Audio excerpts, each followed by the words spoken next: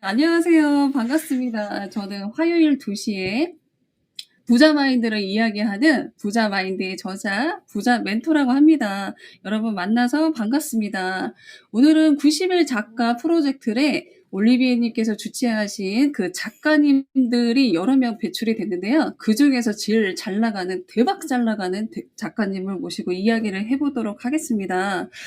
그래서 여러분들 다 잘 알고 계시지만, 그래도 영업의 신 주인님, 간단하게 자기소개 좀 부탁드려도 될까요? 네, 감사합니다, 부자멘트님. 먼저 소개하기 전에 이런 자리를 마련해 주셔서 너무 감사드리고요. 저는 지금 현직에서 18년차 국제무역 해외 영업, 그다음에 전략 마케팅, 그리고 여러 가지 무역 관련돼서 국제 입찰 관련해서 일을 하고 있고요. 그리고 이프렌드에서는 작년 12월부터 이제 와가지고 4기, 5기, 6기 이렇게 진행을 하고, 그다음에 영업 관련된 거, 마케팅 관련된 거, 그리고 이번에는 삶의 스물 고수를 찾아라라고 여러 가지 소통을 통해 가지고 여러분들의 그런 전략적인 영업 마케팅을 제가 배우는 그런 미더블 진행하고 있습니다. 매주 목요일에요. 그리고 이번에 올레비님 90일 작가되기 프로젝트에 참여해가지고 해외 영업 바이블이라는 책도 쓰게 돼서 지금 한참 진행 중에 있습니다. 그래서 부자 멘토님이 이렇게 초대해 주셔가지고요. 너무너무 감사드리고요. 여기까지 하겠습니다. 여러분, 영업의 신 주인님에게 박수 한번 부탁드릴게요. 와, 고맙습니다. 네, 감사합니다. 자, 근데 조이님께서 지금 책 제목을 얘기하셨으니까 책 제목에 대해서 먼저 한번 질문 드려봐도 되나요? 책 네네. 제목은 누가 만드셨고, 그 다음에 바이블이라는 뜻에 대해서 의미가 좀 부여가 할 수가 있는데, 뜻도 무슨 뜻인지 한번 설명 같이 부탁드리면 좋을 것 같아요. 네, 제가 지었고요. 바이블이라는 의미는 이제 두 가지 의미가 있습니다. 첫 번째로는 이제 영어적인 의미는 우리가 이제 인생 살면서 꼭 지켜야 되는 정석서 이런 거를 이제 성경이라고 얘기를 하잖아요. 그래서 그거를 모든 스페셜리스트들이 뭔가를 이렇게 집필하거나 매뉴얼을 최적화했을 때 바이블이라는 그런 언어를 씁니다. 그래서 예를 들어서 부자 멘토님 같으면은 부자하게 돼서 투자 바이블, 재테크 바이블 이렇게 쓸 수도 있고요. 그래서 그런 의미에서 해외 영업을 하는 데에서 모든 것이 다 들어있는 원칙서, 정석 같은 의미에서 바이블을 썼고요. 2차적인 의미는 이제 해외 영업 바이블이라는 말을 좀 선택하게 된 거는 약간 종교적인 색이 좀 들어가긴 하지만 바이블이라는 거는 이제 전 세계로 퍼져야 되는 그런 사명이 있거든요. 그래서 그런 것처럼 해외 영업을 섬나라인 우리나라에서 이 책을 통해서 전 세계로 이제 좀 확산하고자 하는 그런 느낌이 내포적인 의미가 좀 해서 이중적인 의미를 가지고 있습니다. 근데 저는 바이블이라는 그 단어를 들었을 때 제가 아는 단어랑 좀 틀렸나 해서 한번 찾아봤는데요. 네. 바이블이라는 이 단어가 굉장히 포괄적으로 많은 걸 뜻하고 있잖아요. 근데 저희가 네네. 오늘은 제가 이 프로젝트를 저도 이제 참여를 하면서 오늘 같은 시간이 있었으면 굉장히 좋겠다 해서 꿈을 꿨고 작가로 완성이 된 후에 저는 진행을 하고 있는데 저의 오늘 같은 미드업의 대상은 초보 작가들입니다. 그런데 이 초보 작가들은 이 바이블이라는 이 단어가 어마무시하게 큰 뜻을 담고 있어서 절대 사용할 수가 없는데 이런 초보 작가들에게 하고 싶은 이야기, 조언 같은 거 있으면 좀 부탁드려도 될까요? 네. 물론, 그런 바이블이라는 단어를 쓰기에 좀 부담스럽긴 하죠. 왜냐면 그만큼 이제 준비가 되지 않은 상태에서 제목을 쓰게 되면 상당히 부담스러운 거는 사실이고요. 그런데 자기 스스로에 대한 믿음이 좀 있으면 될 것 같아요. 이게 내가 어느 분야에서 살아오는 과정에서 내가 어느 정도 이룩한 게 있다라고 생각하면 그 부분에 있어서의 나는 충분히 바이블적인 내용을 정리해 왔고 내 생각이라든지 내 가치관을 여기다 녹여놨다라고 생각하면 자신감 있게 그냥 바이블을 썼으면 좋겠고요. 보통 뭐 다들 아시겠지만 자기 책 아닙니까? 그래서 자기 제목은 자기가 정하는 걸로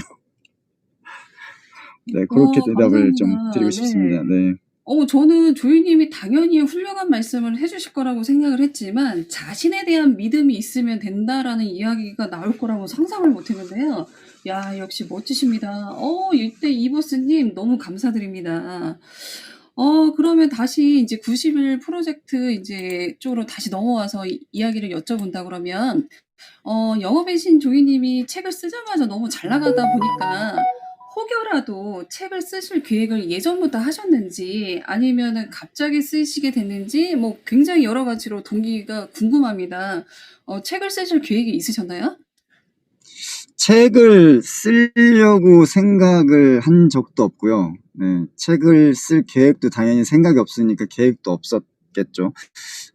그래서 책과 저의 인생하고 이제 연결지어서 이렇게 생각해 본 적은 단 한 번도 없었습니다. 그런데 그런 생각은 가지고 있었습니다. 제가 초등학교 6학년 때 담임 선생님께서 졸업할 때 그런 배워서 남줘라라는 그 축하 졸업 카드 편지를 저한테 준 적이 있거든요. 그래서 그거를 가지고 이해 못하고 20살 중반까지 살다가 그 20살 중반에 제가 그 뜻을 의미를 파악을 하고 이해를 한 다음에 그렇게 대학교 생활하면서부터 배워서 남주는 삶을 살기 시작했거든요.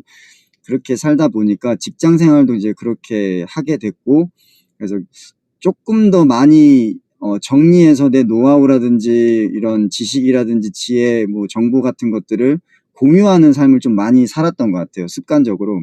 그러다 보니까 해외 영업이라는 것도 굉장히 좀 어려운 상황이잖아요. 중소기업들이 99%나 되는데 전체, 그리고 전체 직원의 한 86.7% 정도 되는데 그분들이 여건상 시스템상 굉장히 자주 인원이 바뀌게 되고 그러다 보니까 이런 중간 허리의 관리자들이 많이 없는 상황입니다. 그래서 그런 것들을 메워주지 않으면 수출 의존 국가에서 상당히 좀 어려운 상황이 발생되라는 안타까움이 있었습니다. 그래서 책을 쓸 생각은 없었고 그런 매뉴얼 같은 거를 정리해서 그냥 무료로 공급을 해야겠다라는 생각은 가지고 살고는 있었습니다. 그래서 근데 이제 올레비님을 만나게 돼서 90일 작가 프로젝트에 참여를 한 달 정도 늦게 들어갔는데 제가 좀 집중해가지고 좀 잘 따라갔던 것 같고요. 그래서 결과가 좀 이렇게 잘 나온 것 같습니다. 아니, 근데 제가 그걸 과정을 알고 있는데요. 영업의 신 조이님은 이제 90일 작가 되기 그 프로젝트에서 처음부터 참여한 것도 아니고 거의 이제 사람들이 약간 열정이 식고 그다음에 이게 생각보다 어렵다라는 걸 알면서 한 발, 두 발 빼려고 하는 찰나에 뒤늦게 합류를 하시면서 엄청나게 동기부여를 해주신 분으로 제가 기억을 하고 있거든요. 그러면은 제가 원래 취지는 여기 앞에 그 초보 작가님들을 위해서 만든 이 자리다 보니까 내일 생일이신 스펀지박님을 대상으로 한번 얘기를 해보겠습니다. 자, 그러면 그 영업의 신 조이님의 책을 딱 보는 순간 정말 완성도가 높아서 아무래도 출판사의 영향도 있겠지만 그래도 제가 본 영업의 신 조이님은 굉장히 디테일이 높았거든요. 그래서 목차를 쓰고 내용을 적었는지 그다음에 글을 쓰다가 글이 막히면 어떻게 하셨는지 그것도 한번 궁금하네요. 좀 말씀 부탁드려도 될까요? 네. 저는 철저하게 올레비님 그 지도하에 가르침대로 충실히 따라가려고 애를 썼고요. 그래서 올레비님의 가르침은 그거였죠. 목차를 먼저 정리해라. 그래서 목차를 일단 정리해서, 가입한 한 3일 후에 월요일인가? 그때, 정리해서 보내드렸고, 그 목차에 의거해서 내용들을 이렇게 채워가는 식으로 이제 글을 좀 썼습니다. 근데 글을 쓸 때 고민 안 하고 그냥 막 썼습니다. 네. 그래서 나중에 이제 트리밍 작업은 이제 나중에 뒤에서 좀 퇴고할 때 조금 집중해서 좀 했던 것 같고요. 그래서 질문 첫 번째가 목차 먼저 정리하고 나서 글밥을 좀 늘려나갔던 거고, 두 번째 질문이 뭐였죠, 부자멘토님? 네, 글을 쓰는 과정에서 중간에 막힘이 분명히 없다고 할 수가 없는데요. 그럴 경우에는 어떻게 네네. 그거를 극복하셨는지 궁금합니다. 제가 가장 힘들었던 것 중에 하나는 목차를 제가 두세 번 뒤집었거든요.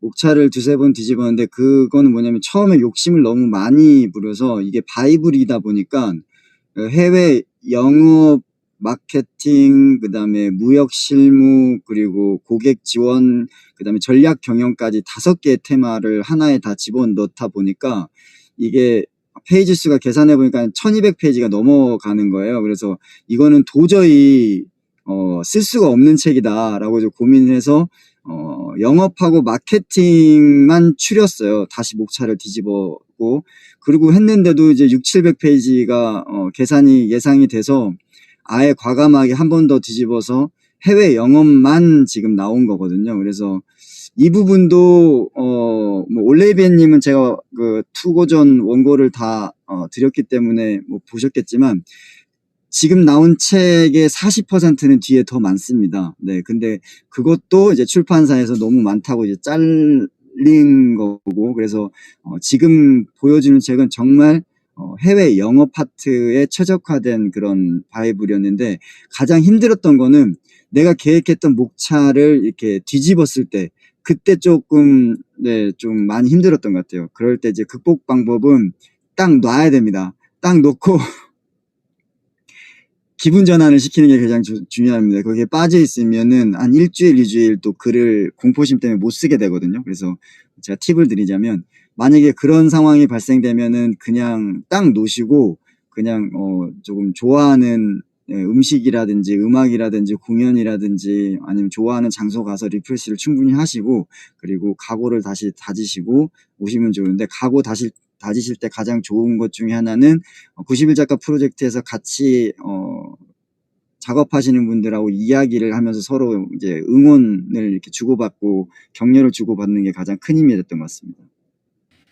갑자기 드는 생각인데요. 우리가 이제 어느 정도 나이가 되면 삶에 있어서 큰 일을 겪게 돼요. 그런데 이제 작가가 되는 대비, 그다음에 이 책을 작성하는 이 과정이 인생에 살면서 한 몇 번째 정도에 들어가는 큰일이라고 비유를 할 수 있는지 여쭤봐도 될까요?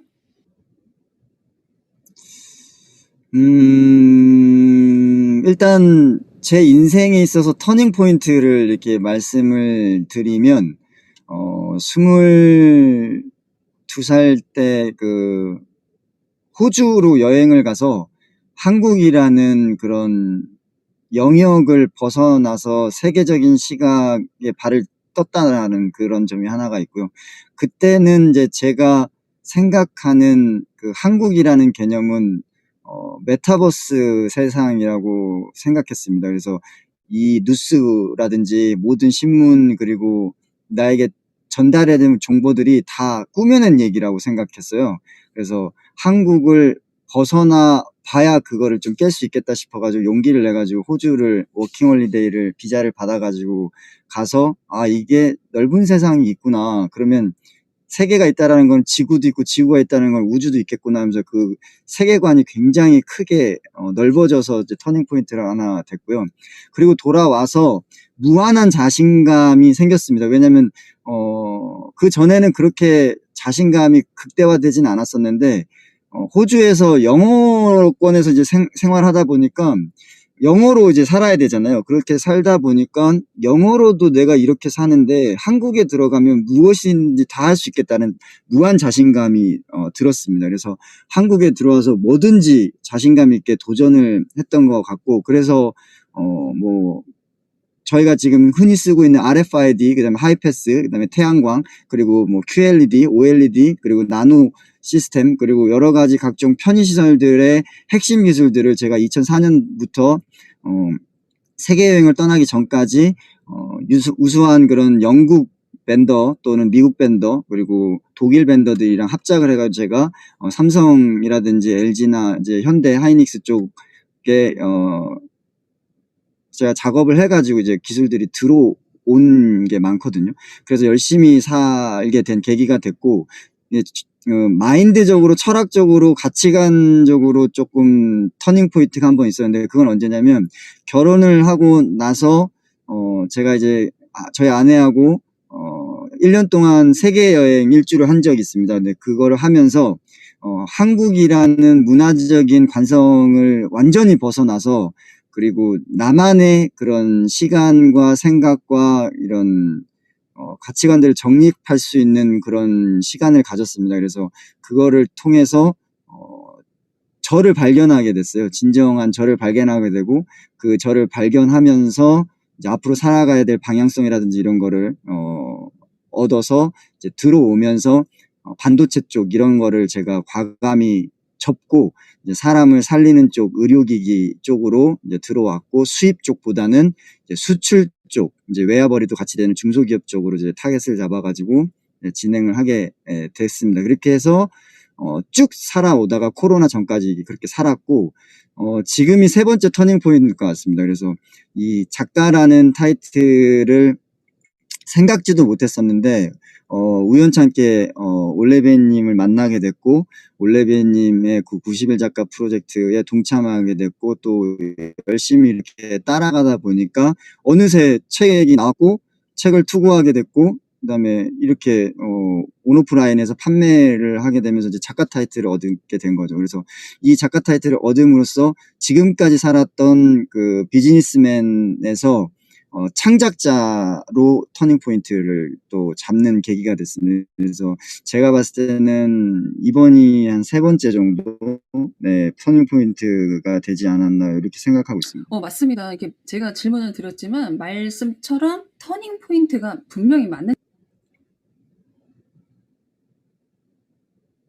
님께서 인생을 살아가시면서 어떠한 일을 겪으셨는지가 제가 알 수 없지만 세 번째 터닝 포인트라고 말씀하신 것처럼 제 질문의 의도가 좀 맞는 것 같습니다.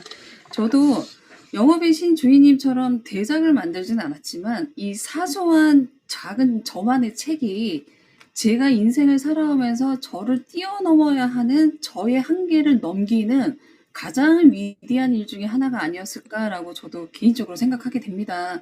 그래서 이 자리를 빌어서 이런 얘기하면 또 올리비에님 부담스럽겠지만 진짜 올리비에님께 다시 한번 감사하다는 말씀과 영업의 신 주인님도 올리비에님께 인사 말씀 한마디 부탁드려도 되나요? 네, 올레비님을 제 인생에서 만난 거는 정말 너무나도 큰 행운이라고 생각하고 있고요. 그리고 90일 작가 프로젝트에서 같이 이렇게 일을 하면서 작업을 하면서 정말 대단한 리더십을 제가 많이 발견을 했습니다. 그래서 제가 누구를 이렇게 막 이렇게 바라보고 이런 사람이 아닌데 제 마음속의 리더 중에 한 명이 이제 올레비에님이 됐거든요. 그래서 올레비에님도 앞으로 무슨 일을 하든 간에 하시든지 정말 잘 됐으면 좋겠고요. 항상 가깝게 멀게 또 직접적이든 간접적이든 응원하겠습니다. 그리고 다시 한번 이 자리를 빌어서 감사하다는 말씀 드리고 싶습니다. 감사합니다. 올리비에님께서 저도 이제 행운이다.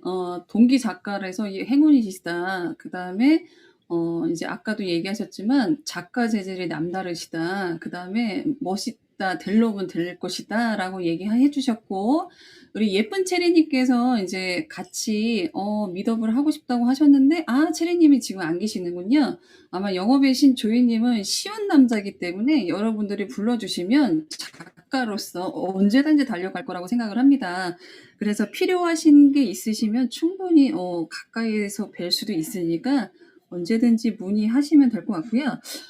큰일 났습니다. 저는 질문이 너무 많은데 벌써 시간이 이렇게 가고 있습니다. 그래서 제가 우선 책은 제가 영업을 하진 않지만 정말 소장 가치가 있다라고 얘기할 정도로 좋은 책이라고 좀 이야기하고 싶습니다. 제가 이제 들어가는 말 보통 프롤로그라고 얘기 많이 하고 있잖아요. 하는데 이 내용을 보고 책을 살지 말지를 결정을 하는데 첫 장부터 제 마음에 쏙 들었습니다. 자, 읽어보겠습니다. 고객을 만나 판매를 위한 영업적인 노력을 기울이기보다는 우선 고객의 애로사항에 귀를 기울이고 준비된 프레젠테이션을 위한 경연된 목소리보다 죄송합니다 여러분. 이런 시점에 지금 고객이 안고 있는 불편을 해결하려는 마음의 폭을 넓히고 약속된 오더를 받기 위해 열정적인 손짓과 눈빛을 하기보다는 대리점 창고에 쌓여 있는 제품 박스에 뽀얗게 앉은 먼지에 가슴 아파하는 그런 마음들 이렇게 하면서 시작이 합니다. 그래서 제가 질문은 계속 많고 이 자체만으로도 좀 질문이 굉장히 많이 있는데요. 자, 근데 저 같은 사람이 생각을 했을 때는요. 영업이라고 하면 단순히 물건을 사고 파는 것. 그래서 해외 영업이라고 하면 그냥 해외를 대상으로 그냥 외국인을 대상으로 하는 거지. 그래서 뭐 '국내 영업이랑 크게 뭐 다를 게 있어.'라고 생각을 하면서 이 책을 본 순간 '아 아니구나.'라는 생각이 좀 들었습니다. 그래서 저처럼 잘 모르는 사람들을 위해서 "해외 영업은 이것이다."라고 설명을 해 주신다면 무엇이 있을까요? 해외 영업은 말 그대로 영업을 해외에서 하는 건데요. 국내 영업하고 가장 다른 것 중에 하나는 국내는 언제든지 내가 원하면 고객을 찾아가서 만날 수가 있는데 해외 영업은 그렇지를 못합니다. 그렇기 때문에 신뢰 관계가 정말 중요합니다. 그래서 처음 만남에서부터 두 번째 만남, 세 번째 만남이 이렇게 이어질 때 그 사람의 마음을 조금 이렇게 감동을 주고 이렇게 사는 거를 좀 잘해야 돼요. 그래서 국내 영업하고 동일하긴 하지만 조금 더 집중도 있게 그 사람들의 마음을 사는 데 좀 기술력이 좀 많이 필요하고요. 근데 본질적으로는 영업은 이제 동일합니다. 그지만 이 물건이 국제 비즈니스다 보니까 너무 계약적이기 쉽거든요.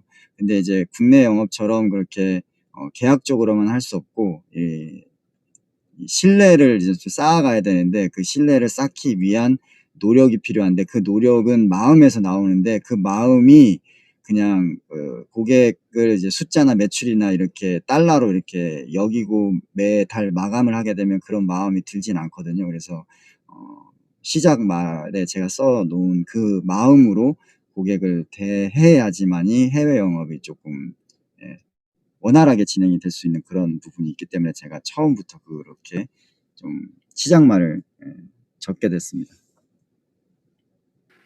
예 감사합니다. 그 바로 밑줄에 "그렇게 바이어가 어느새 나의 평생 친구가 될 수밖에 없었던 그런 진솔한 이야기를 전해 주고 싶다."라는 이야기를 또 하고 있습니다. 자 저는 여기서 볼 때 제품 박스에 뽀얗게 앉은 먼지에 가슴 아파하는 그런 마음들이라는 이 단어를 보면서 아 영업의 신 주인님의 실적이 당연히 좋겠지만 굉장히 궁금하지만 좀 이따 한번 분위기상 여쭤보겠습니다. 갑자기 이 시점에서 제가 어제 스펀지박님께서 보내주신 이거 사진을 갖고 왔는데요. 어제 그 스펀지박님께서 이제 그 교보문고에 가셔 가지고 이렇게 인증도 해 주시면서 이게 저희한테 너무 감동적이었거든요. 그랬는데 바로 완판이 된 사진을 하신 거죠. 마지막 책을 딱 구매를 해 주시고. 고맙습니다, 우아한부님. 정말 이거 작가 지망생들 입장에서는 굉장히 꿈의 이야기잖아요. 자 그런데 이 앞에 그 영업의 신 주인님께서도 지금 알라딘에 오늘은 잘 모르겠습니다. 어제 기준으로 알라딘에서 8일을 했다. 저 같은 경우는 알라딘만 사용하거든요. 물론 이제 예스24가 1,000원, 2,000원 좀 쌀 때가 있어서 갈아타야 되는데 저는 그런 거를 기억을 잘 못하는 사람이라 그냥 알라딘만 쭉 갑니다. 가는데 제가 자주 이용하는 곳에서 8이라고 하니까 너무나도 감사했는데 저는 이 앞장에서 나오는 이 글만으로도 충분히 6위, 5위 올라갈 수 있다라는 생각이 좀 듭니다. 자 그래서 여러분 많은 글 써 주셔서 감사하는데요. "멋져요." 뭐 이렇게 "훌륭합니다." 이런 얘기 말 대신 뜨거운 박수 한번 부탁드립니다. 여러분 박수 부탁드려요. 오 고맙습니다, 고맙습니다. 제가 이때 깨알 저의 자랑을 하겠습니다. 제가 이 브랜드에 딱 온 지 얼마 안 돼서 영업의 신 주인님한테 마구잡이로 들이댔는데 들이대는 과정에서 '이분 정말 대단하신 분이다.'라는 거를 제가 알아보게 되었습니다. 그렇게 알아보는 눈 저 정말 칭찬하고 싶다라는 이야기를 하면서요.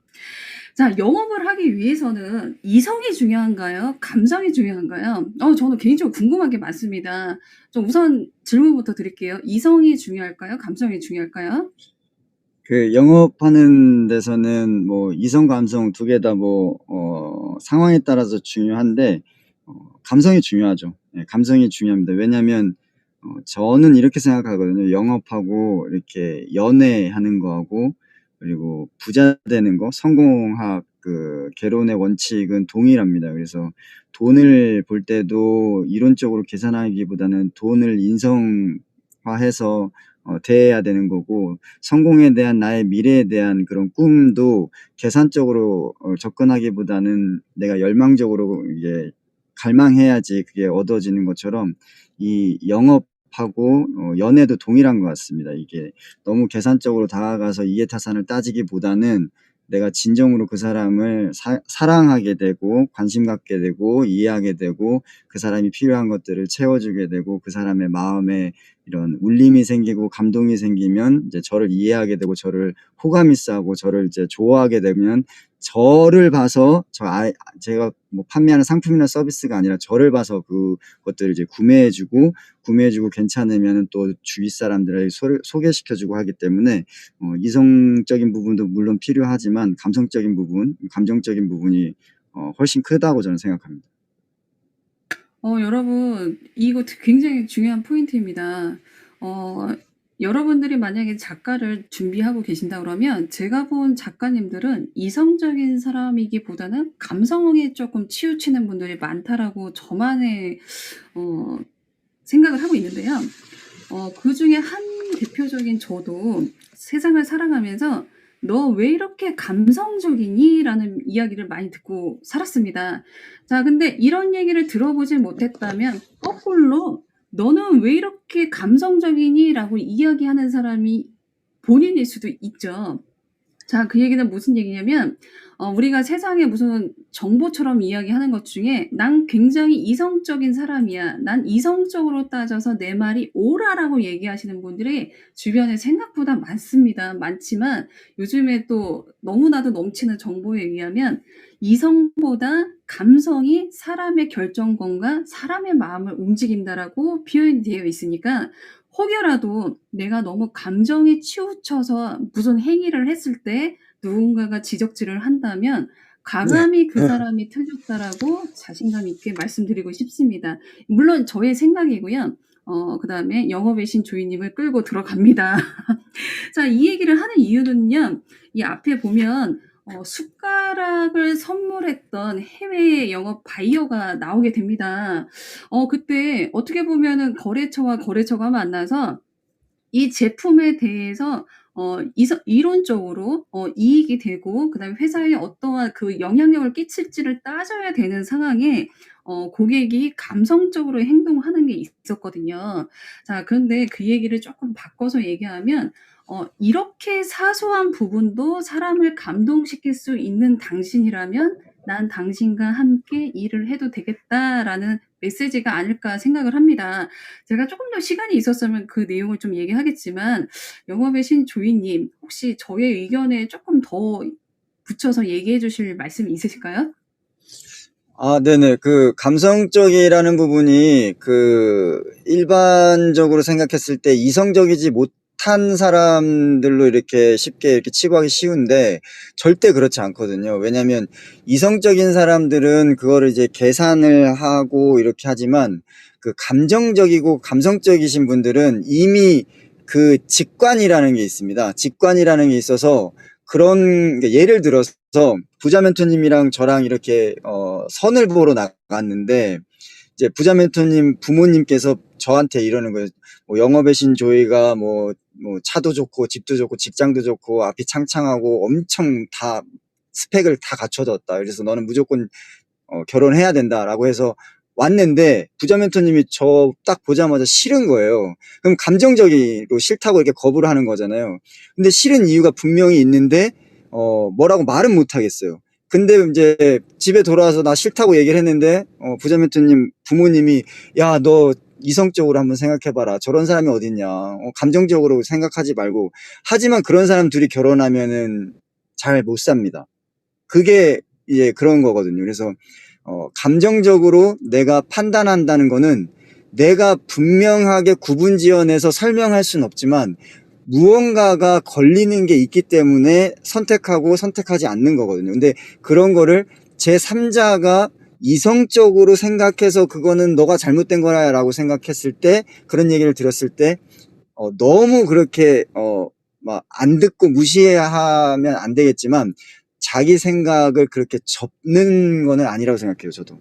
그래서 자기의 생각과 자기의 그런 신념, 가치관, 용기, 이런 것들을 조금 존중해 주면서 좀 고민하면서 사는 게 좀 더 좋을 것 같습니다. 저도 영업하면서 그런 상황들이 굉장히 많거든요. 왜냐면 국제 비즈니스를 하기 때문에 이성적인 판단을 해야 되는데, 이태리 바이오를 만나서 계약에 대한 협상적인 카드를 쓰고 꺼내고 이렇게 네고시에이션을 해야 되는데, 그러지 않고 저는 그 사람이 감정적으로 좋아하는 숟가락 젓가락을 이태리 한식당 사장님을 어떻게든 설득해가지고 그거를 줬기 때문에 그 사람이 저의 그 VIP 고객이 지금까지 됐던 것처럼, 이런 부분은 그런 믿음이 있어서 그런 판단을 한다고 저는 생각합니다. 그래서 지금 이 순간에 내가 느끼는 감정과 이런 것들은 절대 작지 않다. 귀중하고 소중하기 때문에 제3자가 이성적으로 판단하고 이렇게 조언을 줬을 때 정말 나에게 소중한 사람이 그런 조언을 했을 때는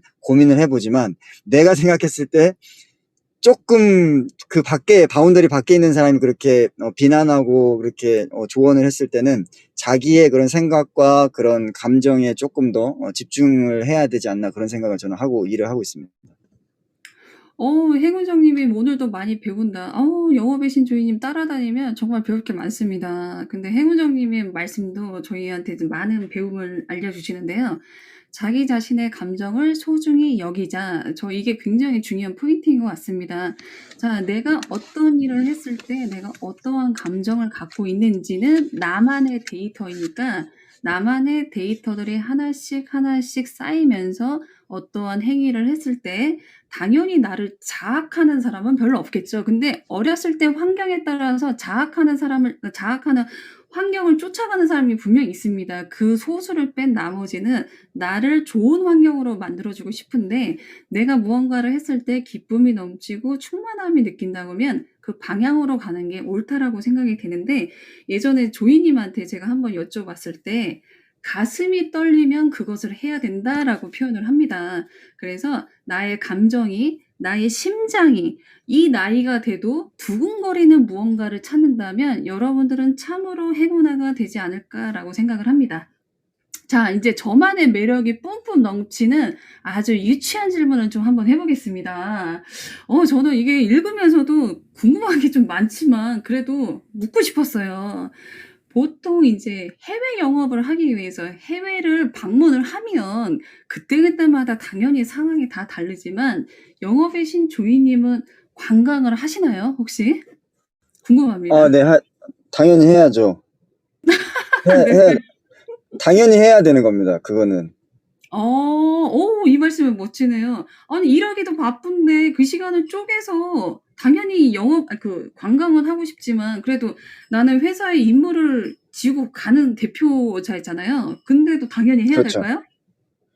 왜 당연히 해야 되냐면, 그 사람이 살아온 문화권, 음식, 그 다음에 생활, 그리고 이런 것들을 이해하지 못하면 그 사람을 설득할 수가 없습니다. 그렇기 때문에 그 사람이 사는 곳들을 최대한 많이 가보고 많이 먹고 많이 마시고 많이 즐기고 해야지만이 그 사람을 설득하는데 뭔가를 공유하는 것들이 생기거든요. 경험치가. 그래서 저는 저희 직원들 출장 가더라도 항상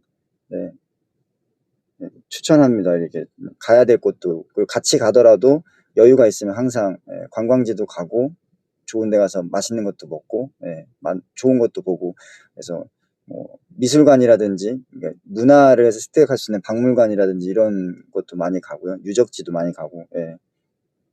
네, 그렇습니다. 나 완전 설득당했어요. 조이님이 파는 건 다 살 것 같아. 아니, 이거 너무나도 당연히 가야 된다라는 그 이유가 궁금했지만 너무나도 설득되게 이야기를 해주시는데, 와, 그러면은 진짜 놀러 가기 위해서 내가 이 나라에 왔으니까 가야 되는 것이 아니라 그를 더 알기 위해서 방문해야 된다는 이 말씀, 와, 정말 대단합니다. 사막에 가서 신발을 팔 수 있는 분이 아마 영업의 신 주인님이 없구나라는 생각이 좀 들면서요. 또 유치한 질문 들어가겠습니다. 자, 네. 해외에서 이제 고객들이 한국에 한국을 방문하는 경우가 종종 나왔어요. 자, 네. 이럴 경우에는 또 상황마다 다 다르긴 하겠지만 비용은 도대체 예를 들어 비행기 값은 누가 지불하는지 왜 이런 게 궁금하죠, 저는? 보통 그 국제 인터내셔널 비즈니스 룰은 자기가 다 냅니다. 비행기도 자기가 내고, 그다음에 그 호텔도 자기가 내고, 이동하는 거, 그리고 밥 먹는 거 다 자기가 내는 게 기본이고요. 그런데, 환대를 해주는 입장에서 이제 멀리서 오셨으니까, 네, 그 픽업도 나가고, 예산이 가능하다고 하면 호텔도 예약해주고, 그다음에 저녁 식사나 이동 이런 거 다 이제 호스트가 이렇게 부담을 하는데, 그거는 이제 룰은 아니고요. 그냥 예산에 맞춰서, 그리고 그 바이어의 그런 그 포텐셜, 이제 앞으로 얼마만큼의 더 비즈니스의 가능성이 있는지 봐서 회사를 설득해서 예산을 기한을 이제 받아서 이렇게 진행을 하면 됩니다. 그렇군요. 국제법이 있었다는 생각을 전혀 못 했네요. 아무래도 제가 그쪽에 관심이 없다 보니까 그랬는데 아무래도 그렇게 진행이 되겠죠. 아무래도 법이 있다고 해서 무조건 네가 내야 돼 하면 아무래도 감정이 또 흔들리겠죠. 자, 그러면 외국인들은 우리가 생각하는 더치페이라고 표현하는 게 맞는지 모르겠지만 약간 이게 강하잖아요. 그래도 돈을 좀 더 써주면 당연히 좋아하시겠죠? 그러니까 돈을 쓰는 거를 좋아하는 건 아니고요. 그 사람이 필요한 거를 채워주는 걸 좋아합니다. 역시 여러분 저와 영업의 신 조이님의 차이가 여기서 난다는 거 혹시 눈치채셨나요? 저는 영업의 신이라는 단어를 쓸 때 '영업의 신이 되고 싶다.'라고 생각을 하지 않았을까라고 추측을 했는데요. 제가 1년 전에 만난 영업의 신 주인님은 이미 신적인 존재라고 제가 감히 말씀드리고 싶습니다. 그래서 제가 "하나님과 같다."라는 표현을 한 적이 있었는데요. 영업의 신 주인님과 이야기를 하다 보면 저의 그릇이 사람이라는 그릇이 점점 커진다는 느낌이 좀 들어서 여러분들 영업의 신 주인님이랑 친하게 지내라고 얘기하고 싶지 않습니다. 저만 소유하고 싶습니다. 저만 갖고 싶은 사람 영업의 신 주인님이셨습니다. 아이고 죄송합니다. 제가 자 네. 아이고 제가 호흡이 요즘에 뭔가 꼬이고 있습니다. 제가 말하면서 제가 웃겨 가지고 말을 못하고 있네요.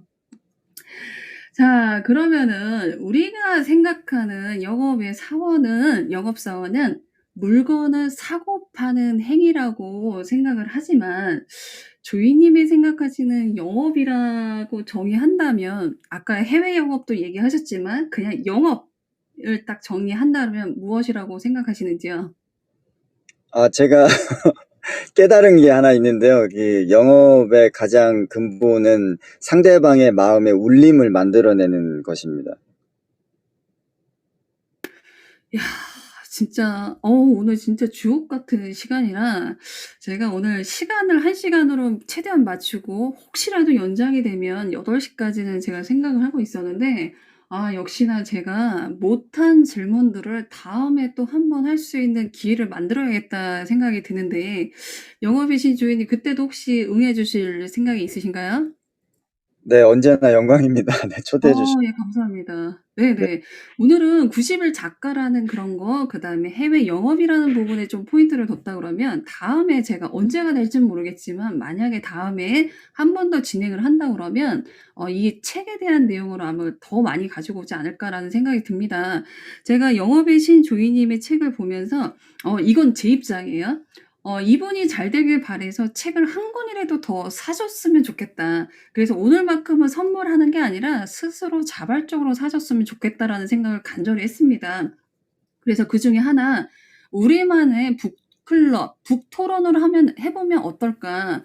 거기에 또 작가님이 또 계시면 우리가 이 프렌드에서 만난 인연에서 또 만났던 사람이 작가로서 대성을 하면서 그분과의 이야기를 할 수 있는 기회는 이렇게 흔치가 않기 때문에 '이런 시간이 되면 참 좋겠다.'라는 저의 바람과 소망이 있습니다. 자, 그중에 한 명 스펀지밥 님은 책을 구매를 하셨기 때문에 스펀지밥 님도 오케이 하시면 언제든지 저희와 함께 자유롭게 이야기하지 않을까라는 생각이 들면서 혹여라도 끼고 싶으신 분 마구잡이로 들이대세요. 자, 저의 소망을 좀 말씀드렸고요. 영업의 신주인님께서 얘기하는 그 울림이 있다라는 이야기가 영업이라고 한다면, 저는 이제 영업의 신주인님이 뭘 팔던 이미 다 살 수 있는 넘어간 사람이 되지 않을까라는 생각을 하면서 또 하나의 엉뚱한 질문 한번 해보겠습니다. 요즘 네.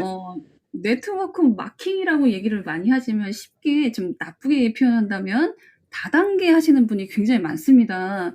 어떻게 보면 네. 이분들도 되게 영업에 좀 연결된 분들인데, 영업의 신주인님은 그걸 하실지 안 하실지는 잘 모르겠지만, 내가 지금 만약에 그쪽 회사에 들어가 있어서 무슨 훌륭한 제품을 판매한다 그러면 영업의 신주인님만의 꿀팁을 전수해 주시면 혹여라도 여기 누군가가 도움이 되지 않을까 한번 궁금합니다. 어떻게 표현하실지. 일단 질문 자체가 굉장히 어려운데요. 저는 개인적으로 다단계의 그런 시스템, 영업 시스템은 그렇게 좋아하지는 않습니다. 왜냐면 그 상위 뭐 3%에서 다 독식하는 시스템으로 되어 있기 때문에 그 시스템에 대한 영업 방식이나 그런 프로시저는 저는 동의는 하진 않고 제가 추구하지도 않습니다. 하지만 질문이 다단계를 해야 된다는 전제 조건이 있었기 때문에 답을 드리자면, 그런 시스템에 들어가서 영업을 할 때 그 판매하는 상품이나 서비스가 널리 사람들한테 보급이 됐을 때 가치적으로 이익을 줘서 이런 사람들이 삶이 윤택해진다거나 건강해진다거나 아니면 성장 발전이거나 생활이 좀 더 나아지는 그런 서비스나 상품이라면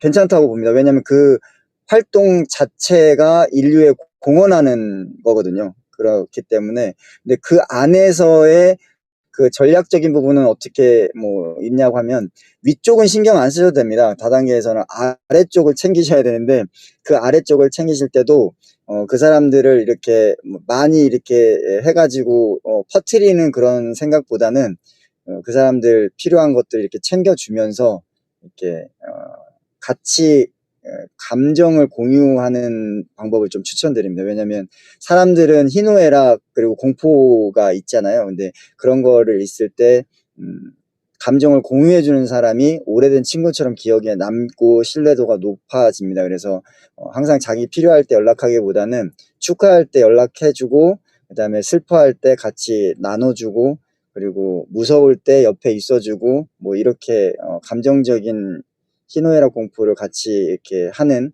그런 식의 관리가 조금 도움이 되지 않을까, 그렇게 생각을 하고 있습니다. 감정을 공감한다는 이 표현이 저는 굉장히 공감이 많이 되네요. 우선은 제가 조금 엉뚱한 질문인 건 맞긴 맞는데, 제가 최근에 어느 이제 제품이 굉장히 좋다라고 인정이 돼 있는 제품을 이제 사달라고 이제 부탁을 하러 오신 분이 있었는데요. 제가 느끼는 고민은 뭐냐면, 사는 거는 문제가 안 되는데 한 번 사주면 계속 올까 봐 그게 무서워서 외면하게 되더라고요. 그래서 영업의 신 주인님이라면 어떤 말씀을 할지 굉장히 궁금했었습니다. 그러니까 근데 그 질문이 제품을 네. 선택을 할 때 그 사람을 위해서 선택을 하면 안 됩니다. 그 아. 상품이나 서비스가 나에게 가치가 전달될 때 그걸 구매하셔야지, 그 사람을 위해서 선택해 주면 이게 빚이 되거든요. 마음의 빚이 되고 채권이 돼서 나중에 그런 게 쌓이게 되면은 그 사람은 생각지도 않고 있는데 저희는 그거를 다시 보상받고 싶어 하는 마음이 생겨서 그 사람이 미워져요. 제가 여기서 저의 인생의 또 진리를 여기서 또 깨우칠 거라고 생각을 못 했는데요. 근데 저만 그런가요? 이렇게 누군가가 와서 무엇을 사 달라 그러면 그 사람을 보고 물건이 마음에 안 들어도 사는 경우가 종종 있는데, 그때는 이성이 좀 필요해 하겠네요. 이성적으로 이 물건이 그 사람과 별개. 자, 그러면 그 사건에서 내가 만약에 거절을 한다 그러면 내가 그 제품을 거절을 하는 거지 그 사람을 거절하는 게 아니니까 분리할 수 있는 능력이 필요하다, 이 말씀이 맞을까요? 아, 그렇죠, 그렇죠.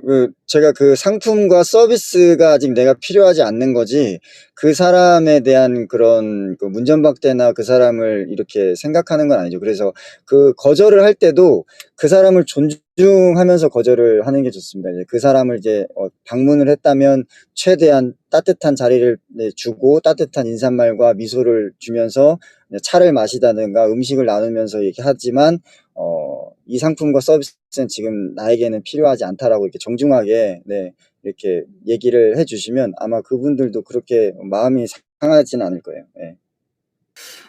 그렇다면 영업이신 주인님께서는 나의 물건에 대한 당연히 확신이 있으니까 판매를 들어가시겠죠? 네네. 그래서 영업하실 때 가장 중요한 것 중에 하나가 내 스스로에게 설득을 할 수 없는 상품은 취급하지 않는 게 좋습니다. 굉장히 뭔가 영업을 해도 될 것 같은 마인드가 지금 막 생기고 있습니다. 그러면은 여기서 쪼끔 연결돼서 저는 자존감이 낮은 사람이 영업을 하면 가장 잘못된 선택이다라고 표현을 하고 싶은데요. 물론 자존감이 낮은 사람들은 인생을 살기도 쉽지가 않지만 영업만큼은 하지 말아라 뜯어 말리고 싶은 사람이 생각인데 만약에 자존감이 낮은 사람이 영업을 한다고 하면 영업의 신 주인님은 어떻게 조언을 해줄 수 있으신가요? 일단 그 자존감이 이제 낮다고 전제를 하시는 거잖아요. 그죠? 근데 네네. 자존감이 낮다라고 하는 거는 남들이 나를 귀하게 여기지 않는 거에 내가 내 스스로를 귀하게 여기지 않는 상황이 자존감이 낮은 거거든요. 근데 문제는 남들이 나를 귀하게 여기지 않는다는 사실을 깨달아야 됩니다. 그러니까 예를 들어서 제가 부자 멘토님한테 음료수를 판매를 하러 갔는데 부자 멘토님이 뭔가 저한테 거부를 하는 행위를 했어요. 그래서 저는 이렇게 돌아오게 되는데 그 거부당함이 나의 자존감을 무너뜨리게 되는 결론으로 가면 안 된다는 말씀을 지금 드리는 건데, 왜 그러냐면 부자 멘토님이 남편분하고 싸울 수도 있고 자식들하고 이렇게 갈등이 있을 수도 있고 몸이 아플 수도 있고, 그리고 뭔가에 다른 일이 집중해야 되는데 그 시간적인 그 할애가 어려울 수도 있어요. 그런 부분이 벌써 90%가 차 있고, 저에 대해서 이렇게 상품에 대해서 거부감이 있는 상황이 아닌데도 이 90%의 부자 멘토님의 그런 배경적인 환경이나 설정이나 상황들 때문에 오늘은 시간이 안 돼요. 다음에 오세요라고 거부를 하는 거거든요. 근데 이제 자존감이 낮으신 분들은 그거를 자기가 무시당하고 멸시당했다고 생각해서 굉장히 상처를 받는데 그게 아니라는 거죠. 그래서 그럴 때는 어떻게 해야 되냐면 그 사람이 문제가 있어야 되는 부분에 있어서 만약에 건강이 안 좋다면 건강을 챙겨줄 수 있는 뭔가를 이렇게 공급을 해주고, 그다음에 아이들과 문제가 있으면 아이들과 좀 친해질 수 있는 방법, 꿀팁 같은 거를 전달해주고, 남편하고 문제가 있어 보이면 남편하고 사이가 좋게 될 수 있는 데이트 장소를 이렇게 알려준다던가, 아니면 굉장히 어떤 일로 바쁘다고 이게 하면은 여유를 즐길 수 있는 이런 것들을 이제 정보를 이제 공유를 해주면 이 사람이 자기를 이해하고 있는 영업사원을 굉장히 소중하게 생각하게 됩니다. 그래서 그냥 초보 영업사원들은 자기가 무시받고 문전박대 당했고 멸시받았다고 생각해서 나는 영업도 못하는 사람이야 자책하고 자존감이 낮아질 수 있는데, 조금 훈련받고 트레이닝 받으신 영업사원들 같은 경우는 그 거부당하는 그런 순간에 어떤 요소에서 이분이 지금 힘들구나라는 거를 파악해서 그 부분을 도와주는 고민과 선택과 실행을 하게 되죠. 그래서 그 부분이 상당히 중요합니다. 그 부분이 트레이닝이 필요합니다. 근데 예, 맞습니다. 이거 굉장히 중요한 부분이고 이 질문은 제가 드리는 이유는 엔지니 님 오셨군요. 감사합니다. 네. 저 역시도 굉장히 자존감이 낮아서 헤맨 적이 굉장히 많이 있고 또 최근에도 어느 분야에서는 자존감이 낮은 사람 중에 하나인데 이 프렌드에서도 이런 얘기 굉장히 많이 하거든요. 거절을 당했을 때 상대방이 싫어할까 봐 어쩔 수 없이 승낙을 해 준다라는 표현이 계속 나오고 있습니다. 자, 그럴 때 이 거절이라는 이 단어 속에 나에 대한 거부와 그 무언가의 부탁을 한 요구에 대한 그 요구를 분리하는 능력을 좀 가지셔야 되는데, 저 역시도 그거를 분리하는 게 쉽지가 않았고 잘 안 되더라고요. 자존감이 낮을 때일수록 그 거절이 꼭 저에 대한 거절인 것처럼 찰떡같이 붙어서 안 떨어져요.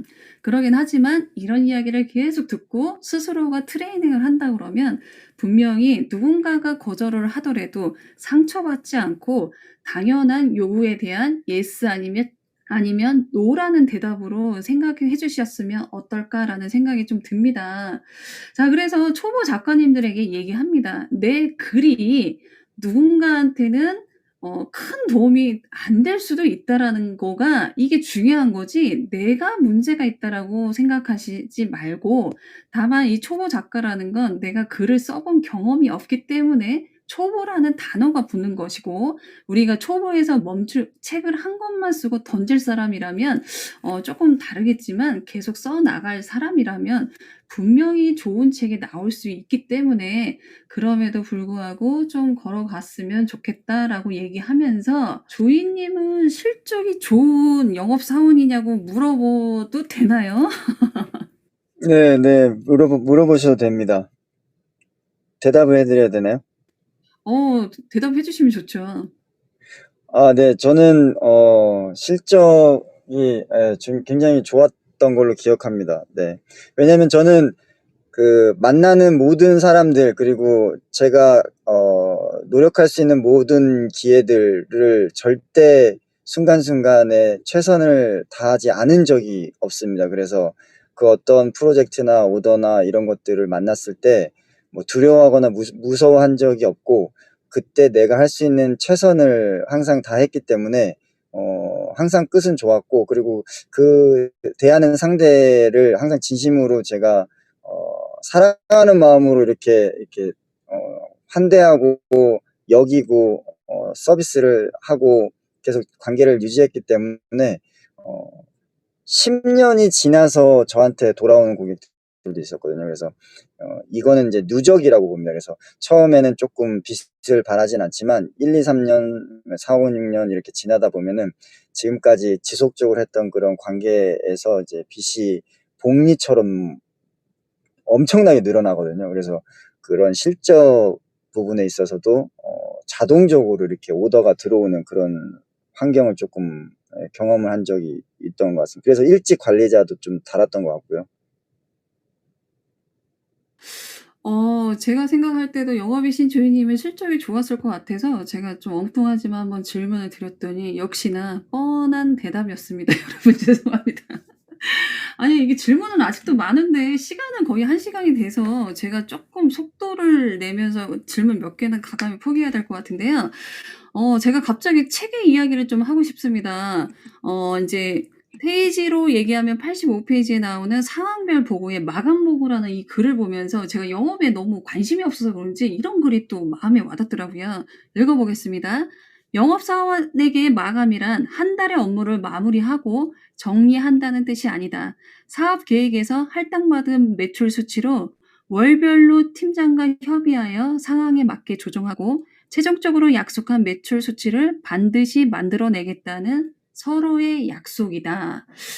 저는 이 얘기를 이렇게 표현을 하신 거 보면서 제가 영업에 너무 관심이 없나, 아니 너무 뻔한 얘기를 제가 이해를 못한 건지, 아니면 저는 너무 감동적이었던 거죠.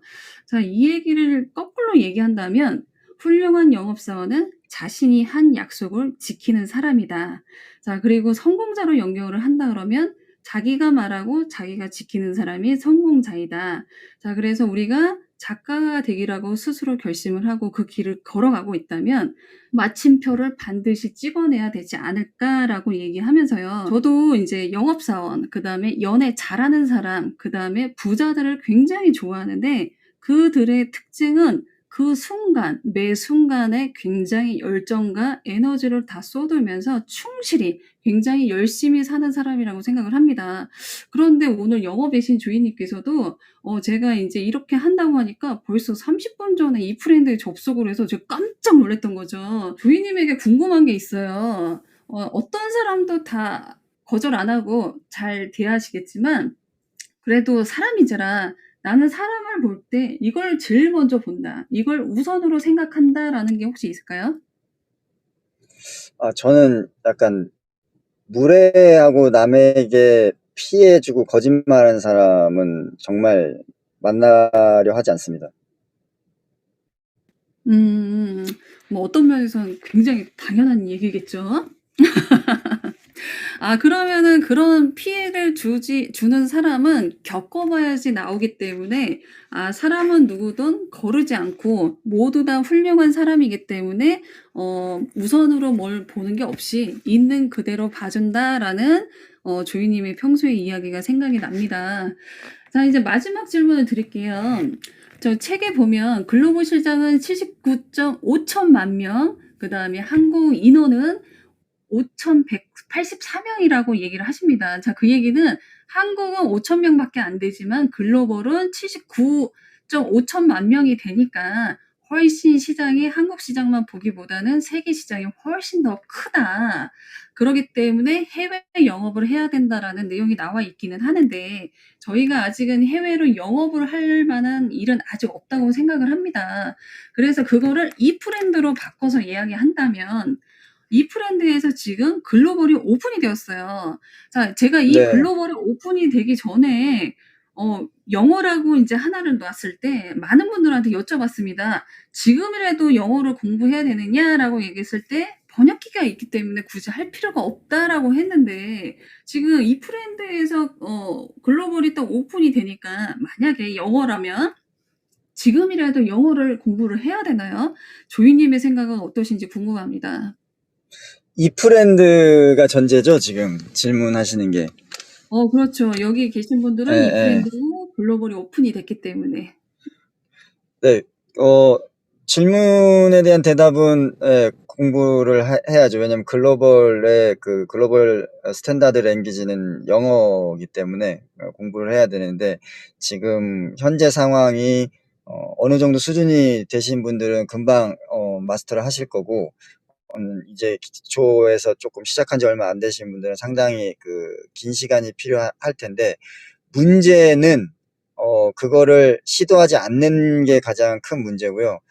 우리가 지향해야 될 방향성은 글로벌 미드업에서 나는 한국, 대한민국에서만 미드업하지 않고 79억 명에게 나는 다 할 거야 라는 자기 확신의 그림을 그리시고 그거에 대한 과정은 하루하루 최선을 다해서 자기가 계획한 영어 공부를 해 나가면서 하루하루를 살아가는 게 가장 좋습니다. 그러면 지금 실행하지 않고 망설임의 반복의 연속은 이제 절대 이룰 수가 없지만 나의 미래에 대한 확신을 가지고 내 수준에 맞게끔 영어 공부 시스템을 세팅해 놓고 하루하루 계속 지속해 나가다 보면 그게 시간적인 문제지 그거는 분명히 할 수 있거든요. 그래서 여러분들이 잘 아실 거예요, 자기 수준을. 그래서 그 수준을 일단 정확히 판단하시고 분석하셔 가지고 자기가 할 수 있는 글로벌 미드 79억 명을 대상으로 메타버스에서 시장을 파이를 키워야겠다라고 생각하시면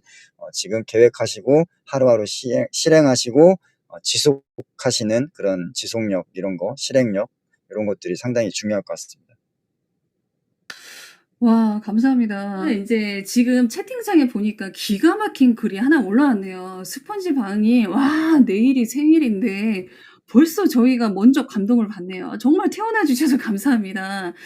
내가 사용하는 언어의 한계가 내가 사는 세상의 한계를 규정한다. 와, 진짜 비트겐슈타인의 말씀이셨는데요. 말씀이 맞습니다. 진짜 내가 스스로 한국에서만 살겠다고 스스로 장벽을 쌓아놓은 게 아닐까라는 생각이 들고 늦었지만 저도 후발주자로서 지금부터라도 영어를 해야겠다라고 생각을 하고 노력을 하고 있습니다. 어떻게 연결이 되는지 소개 좀 부탁드려도 될까요? 제가 아침마다 이렇게 영상을 하나씩 올립니다. 짧으면 3분, 길면 한 7분 정도 되는 영상인데요. 그래서, 영업 관련된 거, 관련해서 이제 영상을 유튜브로 올립니다. 그래서 유튜브 채널이 영업의 신 조이로 검색하시면 이제 나오는데요. 그거의 핵심은 인스타에서 15초 릴스로 이렇게 같이, 올리고 있으니까 많은 관심, 네, 부탁드리겠습니다. 감사합니다. 예, 감사합니다. 예, 그래서 브랜딩을 할 때 이름 하나를 통일하는 것도 굉장히 유리하다라는 생각이 들면서 저는 지금 작가 활동을 계속 하려고 지금 생각 중에 있습니다. 그래서 지금 아까 초반에 얘기했던 그 5개의 테마를 한 권으로 쓰려고 했던 그런 거를 이제 4개의 테마가 아직 남아 있습니다. 마케팅하고 고객 관련된 거, 그리고 다양한 국제 무역, 그리고 전략 경영 관련해서 책을 지속적으로 시리즈로 4권을 더 낼 계획이고요. 그거 이외에도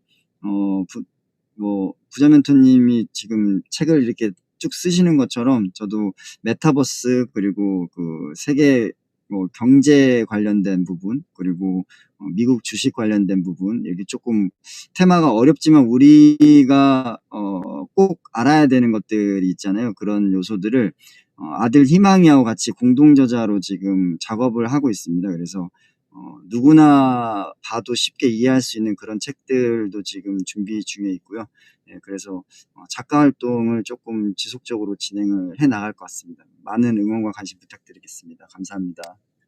여러분, 우리 영업의 신 조이님 2번째, 3번째 책도 대박 나시라고 박수 한번 부탁드립니다. 오, 감사합니다.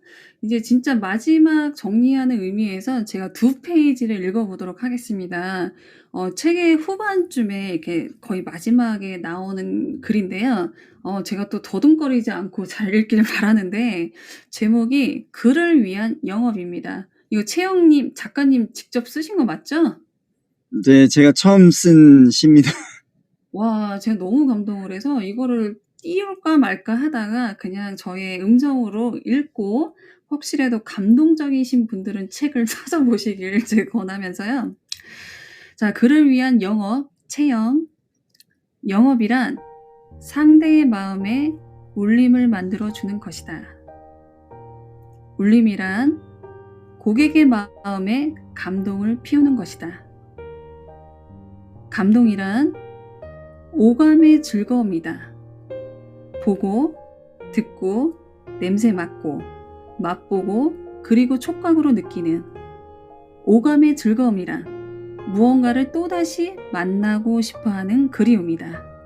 다시 만나고 싶어하는 마음이란 나를 좋아하는 마음이다. 좋아하는 마음이란 호감에서 시작된다. 나의 호감의 탄생은 상대를 향한 나의 칭찬의 말과 행동에서 비롯된다. 나의 칭찬은 상대에 대한 나의 작은 관심에서 시작되고 상대를 향한 나의 작은 관심의 에너지를 내 스스로의 밝음에서 기인한다. 스스로 밝아지는 것은 내 마음에 긍정이 자리 잡고 있어야 하고 긍정의 마음은 나를 스스로 사랑하는 것일 게다. 내가 나를 사랑함은 나의 육체, 정신, 그리고 정서적인 안정을 유지하는 것이다. 그렇다면 나의 건강한 육체, 강인한 정신, 그리고 안정된 정서는 모두 충족되어 있는가? 그렇다. 그를 위한 최고의 영업이란 나를 먼저 사랑하고 나를 먼저 채우는 것에서부터 오롯이 시작되는 것이다. 또 하나의 오늘을 살아온 기특한 나를 정성껏 사랑하자. 너무 멋져요. 저는 진짜 박수 많이 드리고 싶은데 제가 알고 있던 영업이라는 정의를 영업의 신 조이님으로 인해서 다시 한번 정의를 할 수 있는 계기가 됐던 것 같습니다. 제가 이 중간에 굉장히 좋다라고 얘기하시는 9장에 대한 메슬로우의 욕구 5단계, 그 다음에 제가 목차만 읽어보면 욕구적 불안 심리를 자극하라라는 내용과 그 다음에 초콜릿의 달콤함을 먼저 새겨야 되는 내용들을 해서 굉장히 좋은 내용들이 많이 있습니다.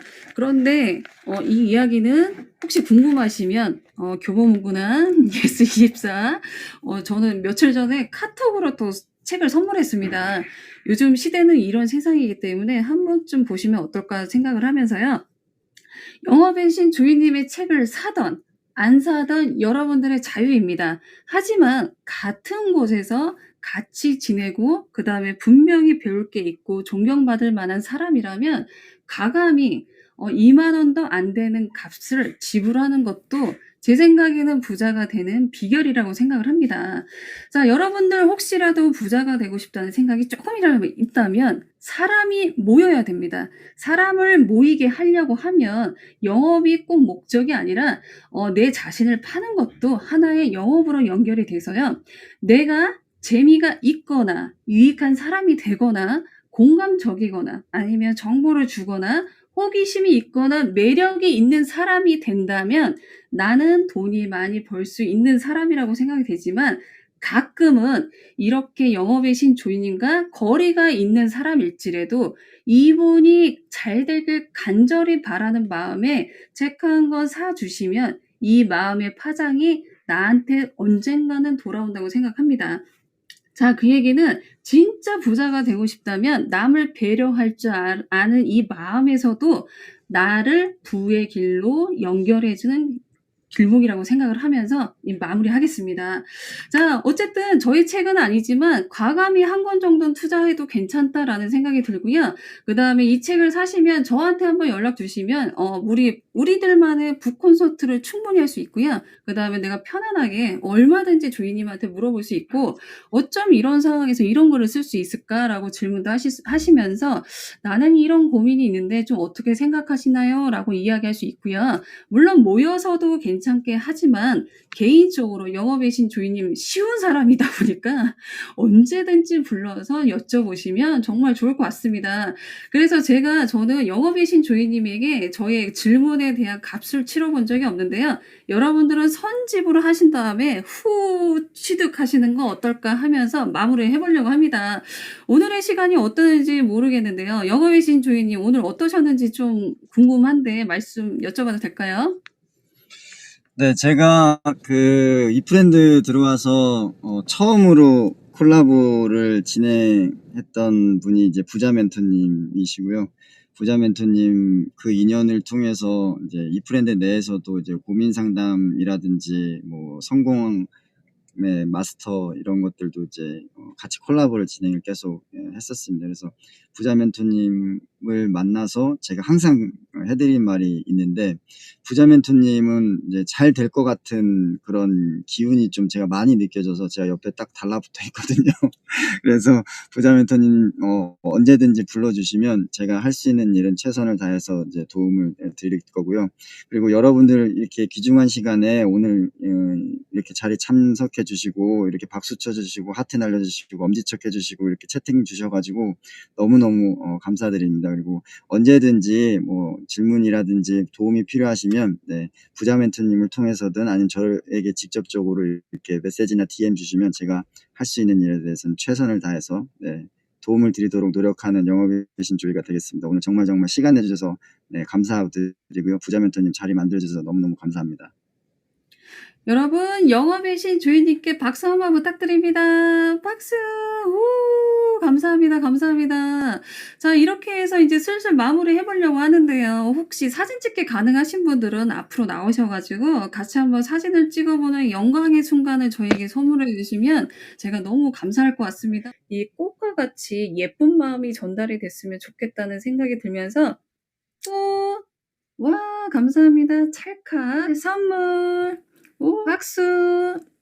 초과했는데도 불구하고 이렇게 앞에 나오게 한 진짜 이유는 있습니다. 여러분들 당연히 아시죠? 내일 스펀지박님께서 생일이라고 하십니다. 그래서 여러분들 마음속에 있는 선물과 와, 감사합니다. 오, 스펀지박님 센스 있게 하트. 자, 오, 마지막으로 하실 말씀 있으실까요? 네. 네, 여러분들이 상상하는 모든 것들 다 이루어질 겁니다. 자신을 믿으시고 오늘 시작하고 지속했으면 좋겠습니다. 오늘 참여해 주셔서 너무너무 감사합니다. 감사합니다.